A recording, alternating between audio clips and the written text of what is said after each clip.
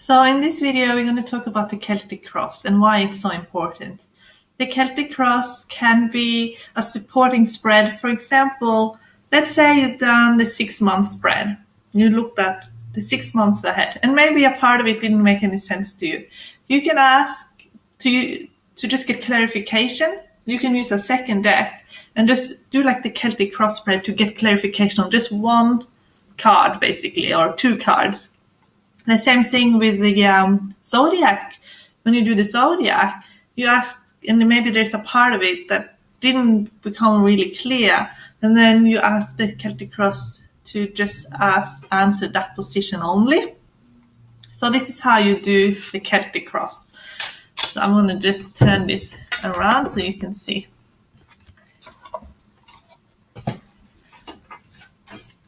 This is my version that I have used so long. I don't know where I can't even remember where I learned this one, but one of the first books that I had when I started learning the tarot had this one.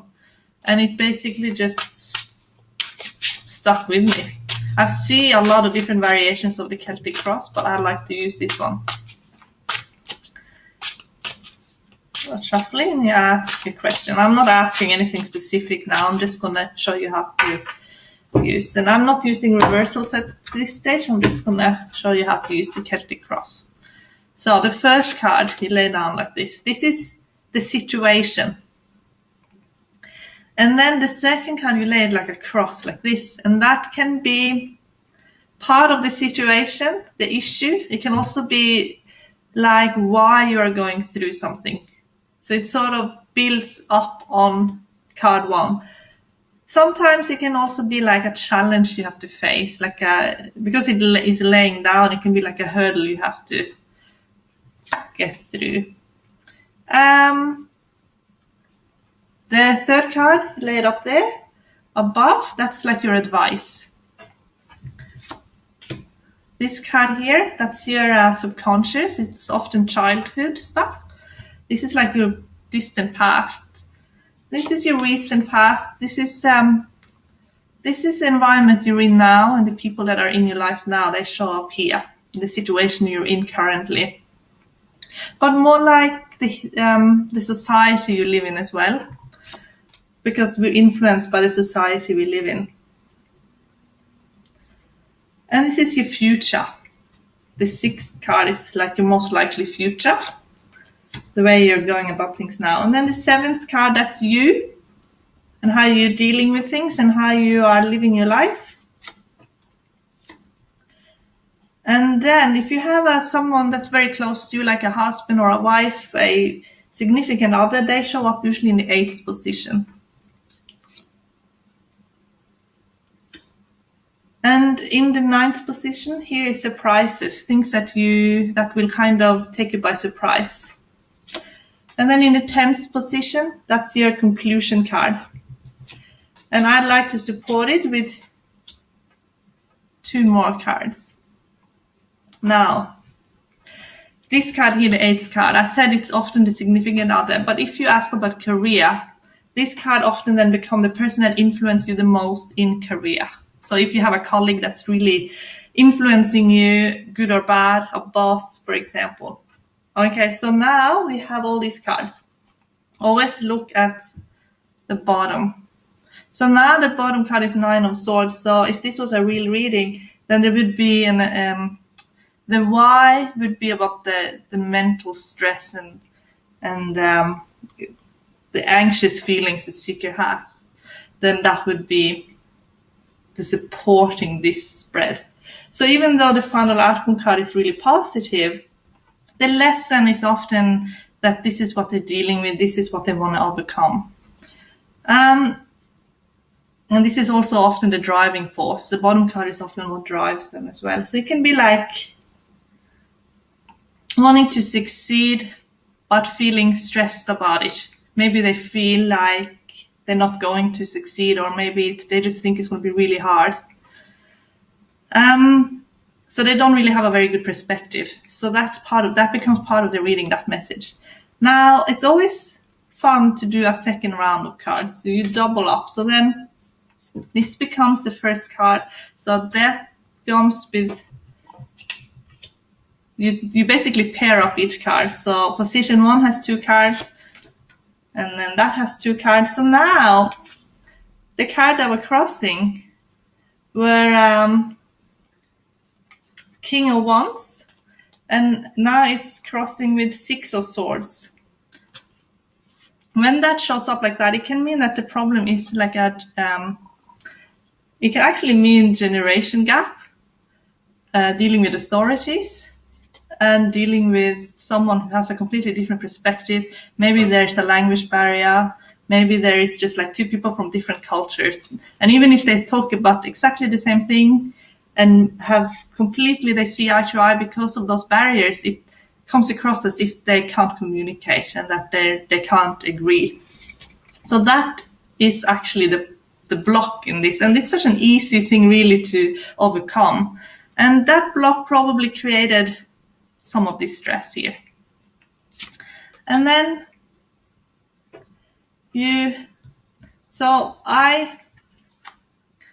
this here, now this is the advice position.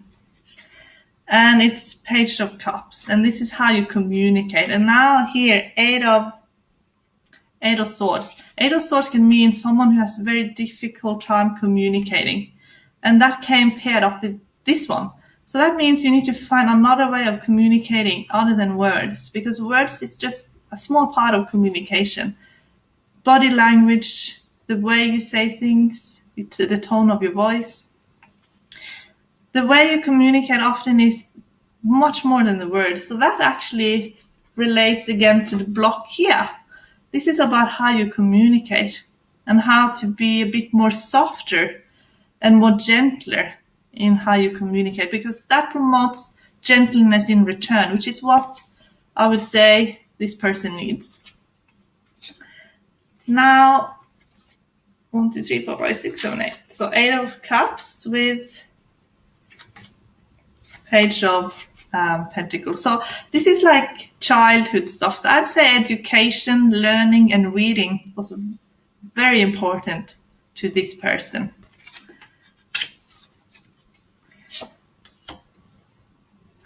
And then here is work, earning a wage, just 6 of Pentacles with 10 of Wands. Giving a lot of yourself, in work, maybe giving too much sometimes. And then 10 of Pentacles with Queen of Swords. So these two are in the suits are actually enemies, and the way I would interpret it is like, this is someone who might, this is someone who has security but might not appreciate it. This is someone who might, when there is a lot of security and they have everything, they might actually start creating a bit of drama, and maybe they're uncomfortable with being comfortable. Maybe they overspend a bit of money as well. So definitely have a look at how you spend, how you invest, and if you have good investments. Because it looks like things will really calm down, but because here it creates a bit of drama again. So you can ask, if this was a real reading with a client, you could suggest to the client that whoever they're dealing with might like a bit of drama. Maybe they're a bit addicted to drama, and maybe they like to shake up the status quo. And maybe that when you're under that influence, that you take on some of those traits as well. And maybe that affects you then in your home life. And maybe they just need to learn how something serves them again. Like if everything is perfect, sometimes people start self-sabotaging because it's like it's going good, and then they start thinking, oh no, that can't be. So it's like, no, it's going good and you deserve it. So here is, I'm not reading with reversals at the moment, so I'm just going to turn this upright. Knight of Cups with the Hermit. So this is someone who is sensitive, old soul, creating something. Probably someone who is is using art to communicate. Also someone who is very good at communicating with animals. And let's see, person. So 4 of Swords with 10 of Cups. So this is like a long-term situation with the spouse. So that's all looking very, very good and positive. This is about how to thrive long-term and to think long-term and not short-term. So surprises. So surprises shows up with almost like a retirement. I wouldn't say it's retirement but it could be. It could be like taking a long break from work and stress. So obviously there is going to be some kind of other way of supporting oneself. And even if this person do go back, even if this person do not retire or having like a complete break, it's going to be an ending in the foundation. So whatever used to be the foundation, that there is an ending there. And this ending look to be beneficial because these 2 cards are very friendly in the suit. So Swords and Wands are friendly. And then we're having a look at, so the Magician paired up with 8 of Wands. So the Magician is all about communication and selling. Now this can denote anything, like 8 of Wands can be anything that has to aid in communication. So it can be Wi-Fi, it can be electricity. That's like energy that flies through the air and helps you with with connecting. It can also mean that you're having a lot of fun. So this is someone who's definitely on the right track. So sometimes when I see 7 of Cups and Page of Wands together, it can mean social media. So I would say this, with what I know about the Magician, this can actually be, if this was a real reading, I would ask the client what they're really passionate about, what would be the product that they could sell online and market, because it's like a marketing talent and great ability in marketing. And then the Devil turned up with Ace of Pentacles. So that is about money, finances. It's about creating great wealth and also wanting more than what you've had in the past.